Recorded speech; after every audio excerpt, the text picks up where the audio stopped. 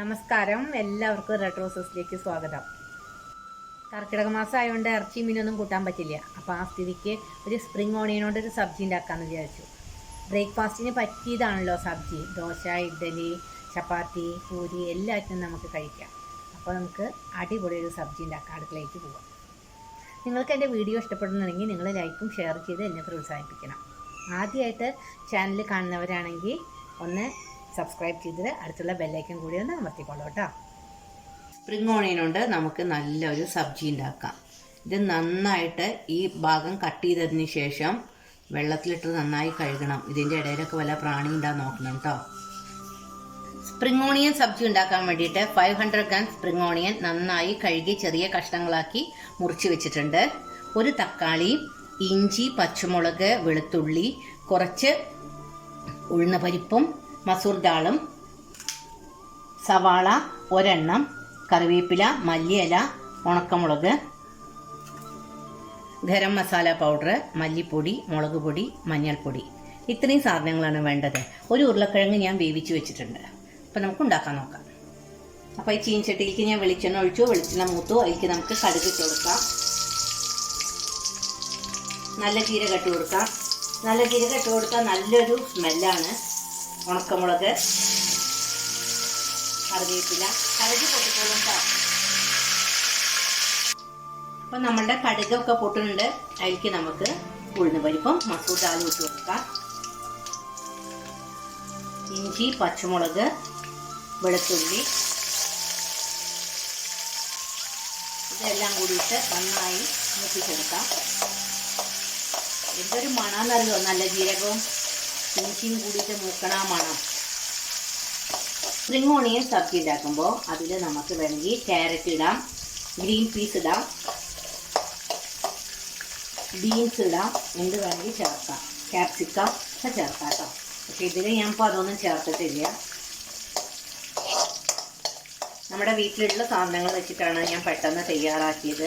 ഇത് നമുക്ക് പുട്ടിനും അതുപോലെ തന്നെ ചപ്പാത്തി, പൂരി എല്ലാത്തിനും കഴിക്കാം. ദോശ എന്തിനു വേണമെങ്കിൽ കഴിക്കാം.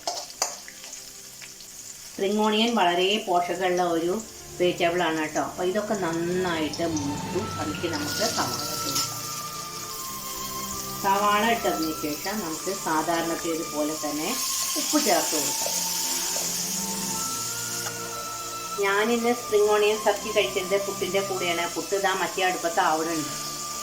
ഞാനിന്ന് പുട്ടുണ്ടാക്കിയത് റാഗിപ്പൊടി, അരിപ്പൊടി, റവ ഇത് മൂന്നും ചേർത്തിട്ടാണ് കേട്ടോ. നമുക്ക് പുട്ടും വേണമെങ്കിൽ ഉണ്ടാക്കാം. അതിനും നല്ല ടേസ്റ്റ് തന്നെയാണ്. ഉള്ളി മൂത്തു. ഇതിലേക്ക് തക്കാളി ഇട്ട് കൊടുക്കാം. ഒരു തക്കാളി എന്നിട്ട് അടിച്ചിരിക്കുന്നത്. നിങ്ങൾക്ക് വേണമെങ്കിൽ 2 തക്കാളി എടുക്കാം.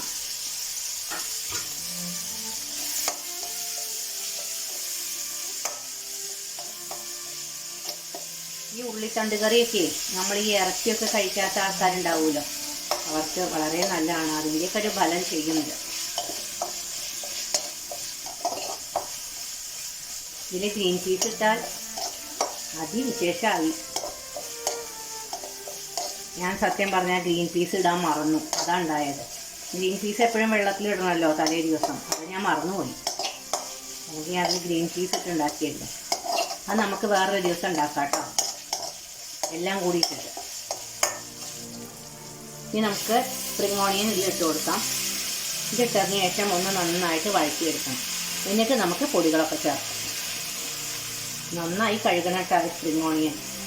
എന്താ വെച്ചാൽ അതിൻ്റെ തണ്ടിൻ്റെ ഉള്ളിലൊക്കെ ചിലപ്പോൾ വല്ല പ്രാണികളൊക്കെ ഉണ്ടാവുമോ നമുക്ക് പറയാൻ പറ്റില്ല. നമുക്ക് വരവ് സാധനമല്ലേ ഇത്. നമ്മുടെ വീട്ടിൽ കൃഷി ചെയ്യണതൊന്നുമല്ലല്ലോ. വീട്ടിൽ കൃഷി ചെയ്യണതായാലും പ്രാണികളൊക്കെ ഉണ്ടാവും. നന്നായിട്ട് റണ്ണിങ് വാട്ടറിൽ കഴുകണം.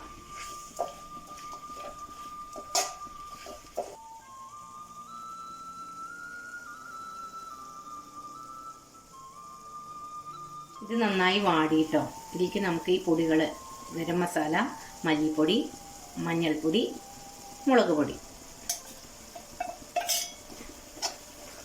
1/2 ടീസ്പൂൺ മഞ്ഞൾപ്പൊടി, 1 ടീസ്പൂൺ മുളക് പൊടി, 1 ടീസ്പൂൺ മല്ലിപ്പൊടി, ഒരു 3/4 ടീസ്പൂൺ ഗരം മസാല. ഈ ഉരുളക്കിഴങ്ങ് അങ്ങോട്ട് പൊടിച്ച് ചേർക്കാം. അപ്പോൾ അതിന് നല്ലൊരു കൊഴുപ്പുണ്ടാവും. ഞാൻ വേവിച്ച് വെച്ച ഉരുളക്കിഴങ്ങാണ്. എന്നിട്ട് ഇതെല്ലാം കൂടി നമുക്ക് നന്നായിട്ട് ഇളക്കി ചേർക്കാം. നല്ലൊരു മണവും വരുന്നുണ്ട്. ഏറ്റവും അധികം മണം വരുന്നത് ജീരകം നമ്മൾ വറവിട്ടൂലോ, അതിൻ്റെ മണമാണ് കേട്ടോ. ആദ്യത്തിൽ ഞാൻ ഉപ്പിട്ട കാരണം ഇനി ഉപ്പിടുന്നില്ല. നിങ്ങൾ നിങ്ങളുടെ ആവശ്യത്തിനനുസരിച്ച് ഉപ്പിട്ടോളൂ. കുറച്ച് വെള്ളം ഒഴിച്ച് ഇത് ഇളക്കിയതിന് ശേഷം നമുക്കൊന്ന് അടച്ചു വെക്കാം. വളരെ ടേസ്റ്റിയാണ് കേട്ടോ. നമുക്കിത് അടച്ചു വെച്ച് വേവിക്കാം.